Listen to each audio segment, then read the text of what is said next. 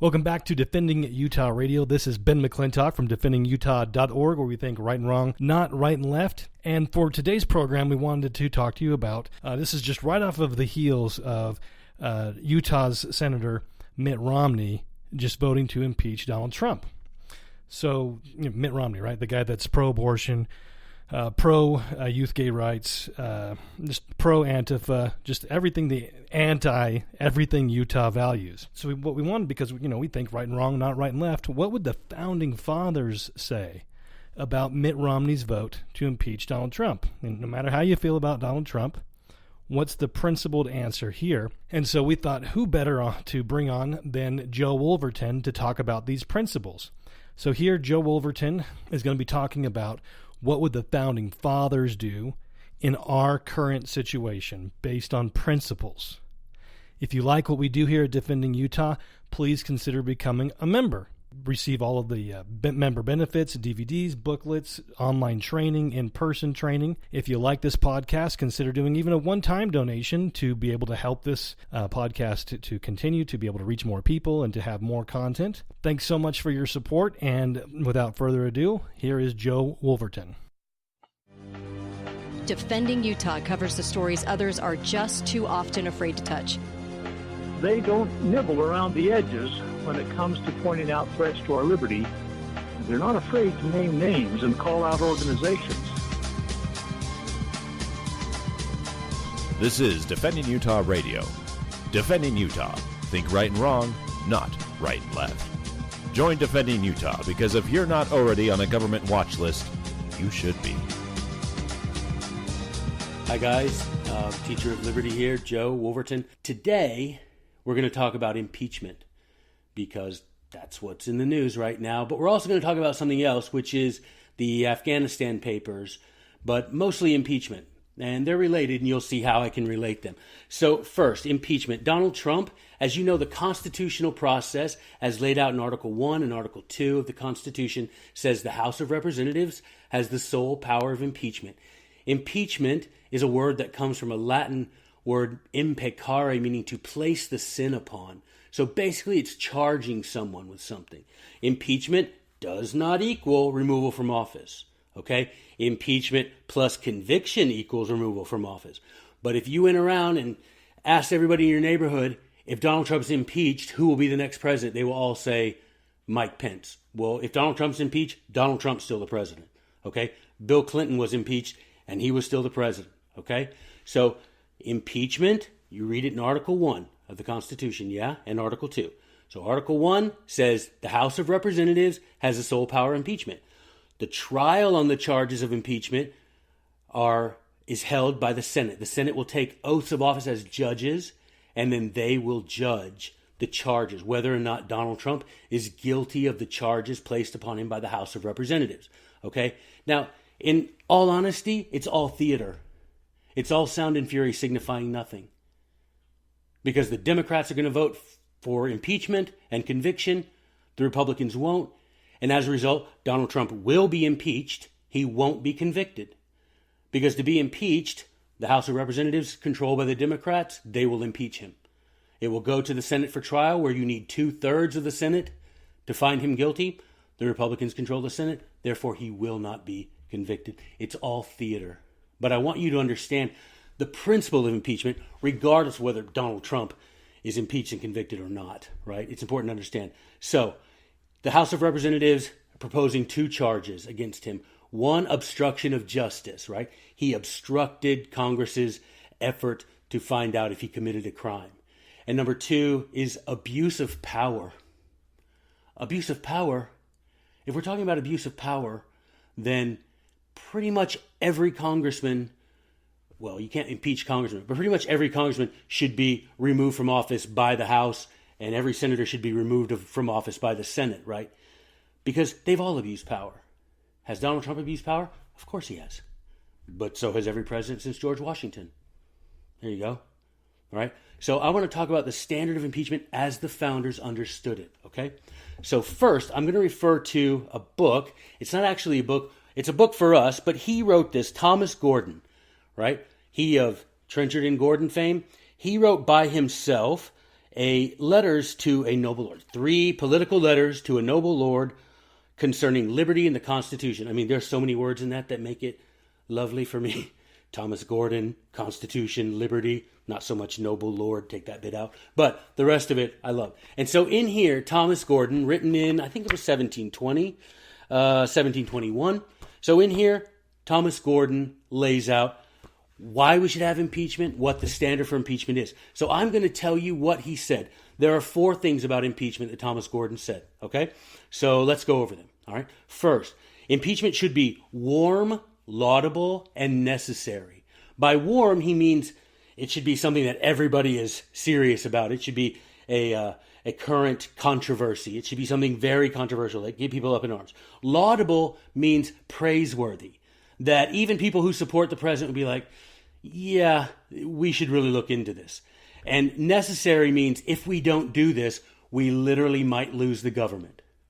All right, which maybe that's not such a bad thing. But anyway, going forward. The second one, it should save and rejoice our injured country. Our country is injured, there's no question. Will impeaching Donald Trump save our country and make people rejoice? Doubt it.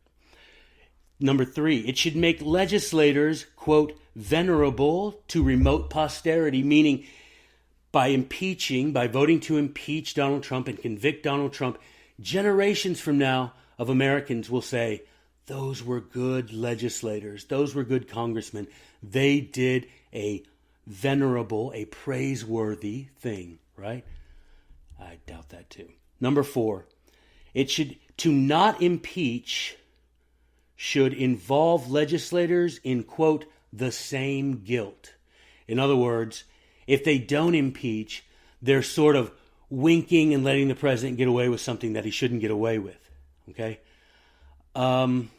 Here's what I think about that. One of the things they say is that Donald Trump negotiated with Ukraine and said, hey, you know all that money that we're going to give you? Well, if you don't investigate Joe Biden, then we're not going to give you that money. Now, I'm not saying this happened, mind you, because those of you who had me, you know the deal. The Constitution, every issue, every time, no exceptions, no excuses, no respecter of persons. I don't care what the letter after your name is. I'm not anti-Trump, I'm pro-Constitution, okay? So keep that in mind. So when we think about this, if he had this money and he said, and he did, there was this money, Congress set aside billions for Ukraine, and he said, look, President of Ukraine, sorry. When I was a kid, we called it the Ukraine. Now it's just Ukraine, so whatever. President of Ukraine, parentheses around the secret the. President of Ukraine, if you don't investigate Joe Biden's son for being corrupt, then I'm not going to give you your money. Fair enough. Would he have that money if Congress hadn't voted to give Ukraine the money? No. Now, if I said to Nancy Pelosi, oi, Nancy, you're saying Donald Trump used all this money essentially to bribe Ukraine. Would he have that money if you hadn't voted to give it to him? Well, no, she would say, no. No, he wouldn't have that money, but we didn't know he was going to bribe someone with it. Fair enough. So that's true. You give someone money. I don't know how that person's going to use the money I give him, right? So I would say to her, Nancy, can you point to me in the Constitution where it authorizes you to give money to foreign governments? And she would say, well, no. So haven't you abused your power? Yes. So they're already guilty. They're already guilty. All of them. Do you understand? Everybody. And go back and Google it, guys. Find the Ukraine package on loc.gov or congress.gov now. I think they've changed it to congress.gov. Go there. Look up the Ukraine bill. Look at the names, Republicans and Democrats, that voted to give this money to Ukraine. I don't care if President Trump did use it as a bribe. I don't think he did, but let's assume just for the sake of argument that he did. That money shouldn't be there. We shouldn't have congressmen voting to steal money from Americans to give it to foreign governments. That shouldn't be happening. They're all abusing their power. But what will happen? In 2020, when they're up for election, what's going to happen? 94% of them statistically will be reelected. So with our lips, we draw nigh unto liberty, but our voting is far from it. Yes? All right. So these are the 4 things that Thomas Gordon said regarding impeachment. I wanted to take you over to something James Madison. Hello, Jimmy. I'm going to quote you. Is that all right? Thanks. All right. So I'm quoting little Jimmy here, James Madison, June 2nd, 1787, at the Constitutional Convention in Philadelphia. He said, impeachment is appropriate when the person, quote, had rendered himself justly criminal in the eyes of the majority of the people. So, little Jimmy, do you think that Donald Trump has justly rendered himself criminal in the eyes of the majority of the people? No, Joey. What about you, TJ? Of course not. Right. Stop saying yes now. It's the time for yeses past. So no. Has he... No. Do the majority of Americans think Donald Trump committed a crime? No. In fact, the Democrats must not think that, because when it all started, it was crime after crime. He's committed all these crimes, and now what? Obstruction of Congress. Come on. That's probably a good thing. Obstruction of Congress, and second, abuse of power. Nothing's more nebulous than abuse of power. And some of you right now are saying, I cannot believe Joey's speaking in favor of Trump. I'm not. I'm speaking in favor of the Constitution. I don't care who's there. I wish we'd all turn our back on that bloody swamp and make America states again. But until that day, we're going to have to talk about this. And remember, this isn't about Donald Trump's impeachment. It's about impeachment going forward. Which, remember, impeachment does not equal removal from office. Impeachment plus conviction. Go teach people that. And if you want to read all about impeachment, the history of it from its earliest days in England through the Constitutional Convention, through the ratifying conventions, which is where James, isn't that the place you really go to find out what the Constitution means, to the ratifying conventions? Thanks, Jimmy. So, go to the ratifying. But Google this. Go to the Google machine, type in Joe Wolverton, history of impeachment, and you'll find the article that I wrote there maybe a year ago on the history of impeachment, when it first started coming up with Donald Trump. Now, this abuse of power. The last thing I want to talk about is this abuse of power. The abuse of power is one of the charges, and here's what I think is the greatest abuse of power, guys. Exporting murder around the world.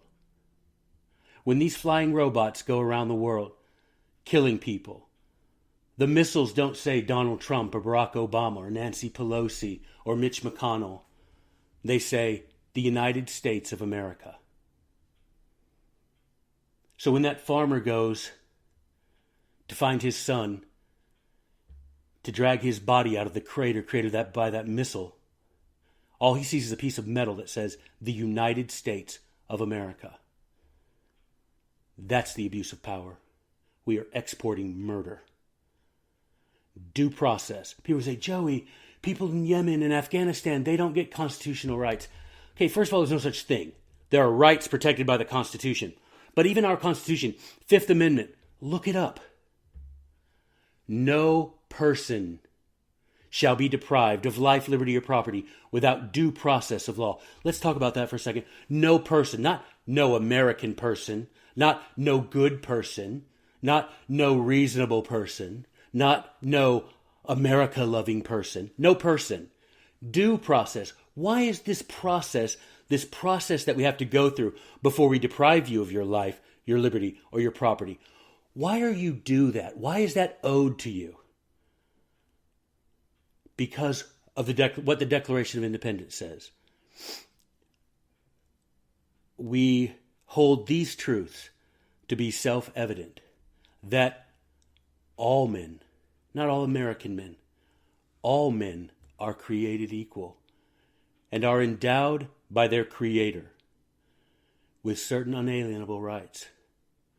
And among these are the right to life, liberty, and the pursuit of happiness. So unless you're saying that some farmer in Pakistan or Yemen, unless you're saying that that man is not a son of God, then he's owed the same process. He is due the same process. He is a person. He is a child of God. Therefore, in American political philosophy, that person is owed some sort of process before we kill him. That is the great abuse of power. Do you realize since 2001, $6 trillion and 500,000 lives, American and foreign. 500,000 dead people. 6 trillion stolen dollars. That's the abuse of power. And they've all contributed. They never say anything. In fact, when Donald Trump suggested for a second, he's recanted now, but when he suggested we should maybe pull out of Afghanistan and Yemen, or not Yemen, Syria, we were like, what? We can't do that. We owe the world our support for democracy. Rubbish. Google John Quincy Adams' Monsters to Destroy. Google that speech and read it, and then know it like you wrote it. We are the champion of liberty everywhere, but we spend our blood only on our own. We go not abroad in search of monsters to destroy. Because if we do that, liberty ceases to be our motto, and our motto becomes dominion. We seek to make ourselves Lord. That's not who we are. That's not who they were, and they'd be ashamed of it. The abuse of power. And I want to talk, and this is where I'll end it, back to Mr. Gordon and his writing partner, John Trenchard. In Cato's letter number 93, written September 8, 1722, they talk about how there used to be real heroes who at the peril to their own lives and their own fortunes and their own sacred honor, maybe you've heard that before, they would go about trying to save their people and protect their property at their own peril, their own lives, their own sacred honor, their own fortunes. But then Trenchard and Gordon say, but today we have so many mock heroes, so many people pretending to be heroes. And I want to read to you, I'm just going to read to you the list of things that these mock heroes, that Trenchard and Gordon, these are 11 things that these mock heroes have in common. Are you ready? Number 1, a violent appetite for war. Number 2, they are brave by proxy. Number 3, they're fond of fighting without ever drawing a sword.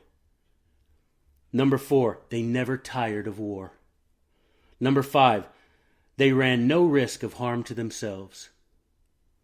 Number 6, they always sit, quote, securely at a distance from the danger of the battlefield.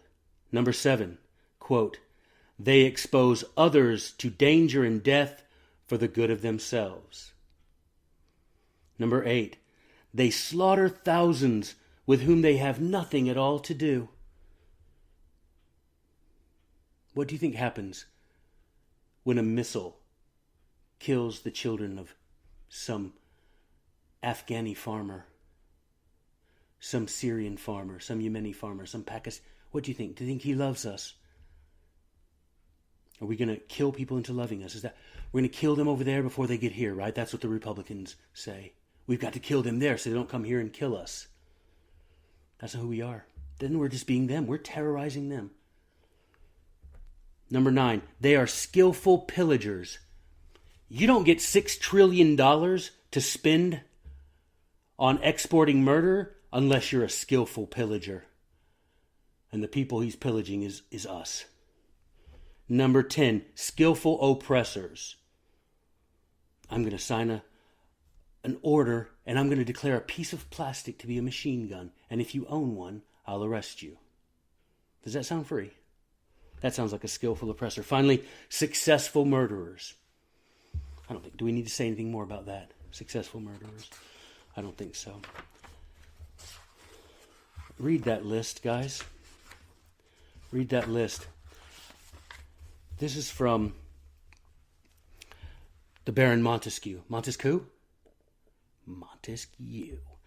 Montesquieu, in his book Spirit of the Laws, book 11, chapter 4, says, quote, constant experience shows us that every man invested with power is apt to abuse it. Abuse of power, yep.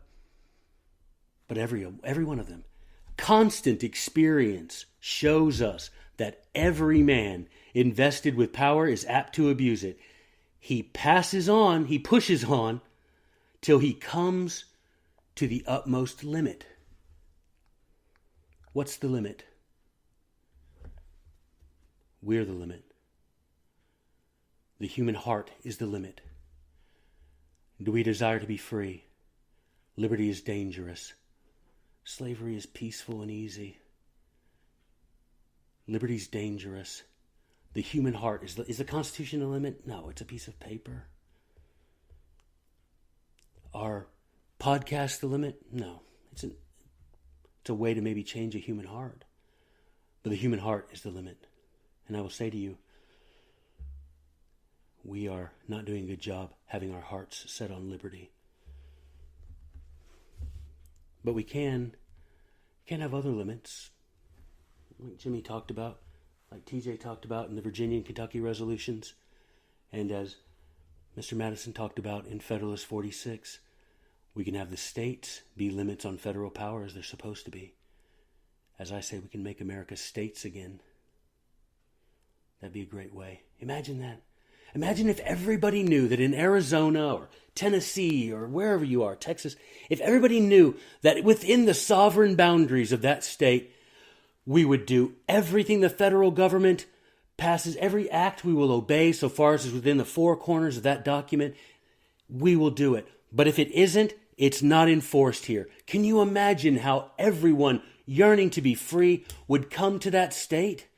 Can you imagine how prosperous we would grow? How quickly prosperous? Because all of these people would be free from those regulations that are unconstitutional. Because within the sovereign boundaries of our state, we are free men and we do not obey laws that are not passed constitutionally by the federal government. Then what would happen? You would see states next to that state say, "Oi, we want a bit of that." They would start refusing to enforce these things. And pretty soon you would have, as Mr. Madison described in Federalist 46, a general alarm. The states would say, "Hey, we've got to start doing this like Arizona, like Texas. We've got to start doing this too, so that we can have some of these liberty-loving, prosperous people." And that's how we'll do it. But we won't have states that yearn for freedom until we have individuals that yearn for freedom. We gotta be willing to take the risk. Yeah, it's gonna be harder. That's why John Milton said, "Liberty is a sword that's sharp and two-edged." It's dangerous. But the just and virtuous, we can wield that sword in defense of what is ours. All right, guys, I hope I've done a pretty good job for you here. It's my first time. I just get so fired up. I'm like, I think I'll do a 5-minute podcast. Rubbish. I don't even think I started talking about anything. So the theme music was written and produced by my friend Mike Levitt. Please go to Facebook, Music by Mike Levitt. This guy has a studio. He's capable of doing anything you want. Go visit him on Facebook, Music by Mike Levitt. All of you know, I'm a big pencil guy. Pen, paper. This is that French paper. You know the deal. Clairefontaine, the French paper. But now I'm from Tennessee, so I'm using these genuine Musgrave Pencil Company from Shelbyville, Tennessee. I'm using their pencils. They don't sponsor me. I wish they would. Send your boy some free pencils, but they don't. But I want to tell you, if you want a good pencil, Musgrave Pencil Company, Shelbyville, Tennessee. Go there, order them. They're a lot cheaper than some other pencils and just as nice, right? They don't have the crazy shaped eraser, but other than that. Yeah. Oh, podcast to follow. I want to tell you this finally, because there are a lot of good people out there doing good things. The first, Path to Liberty by 10th Amendment Center by the Sam Adams of our day, Michael Bolden. He really is the Samuel Adams of our day. Go subscribe to Path to Liberty, the podcast by the 10th Amendment Center. The Abbeville Institute. Go there.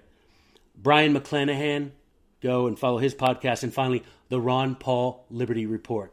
Guys, it's been a pleasure. I appreciate you. Please subscribe. Please share this around.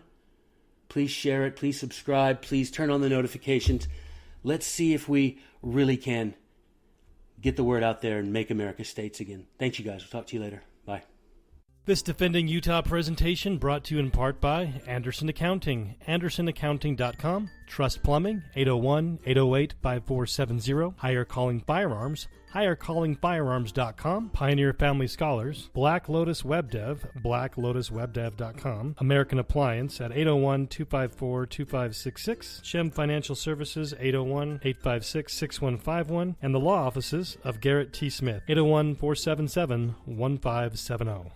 It's a fact. More photos of you are being taken than ever before. Are you ashamed of your smile? At last, a new technology that gives a brighter and healthier smile in under 2 hours. And it's fully warranted, so you'll never have to worry about your smile again. Call Dr. Jeremy Thompson at Thompson Dental, 801-254-0835, or visit GoNewSmile.com, and we'll show you how you can restore your faded, yellowed, or worn teeth without surgery, crowns, or implants. And it's backed by a 30-day, 100% satisfaction money-back guarantee. This scientific breakthrough will painlessly transform your appearance in one visit. The smile you've been waiting for will never cost less or look brighter than it will today. Call 801-254-0835 or visit GoNewSmile.com. That's GONU smile.com to revitalize your smile. New smile. It looks good on you.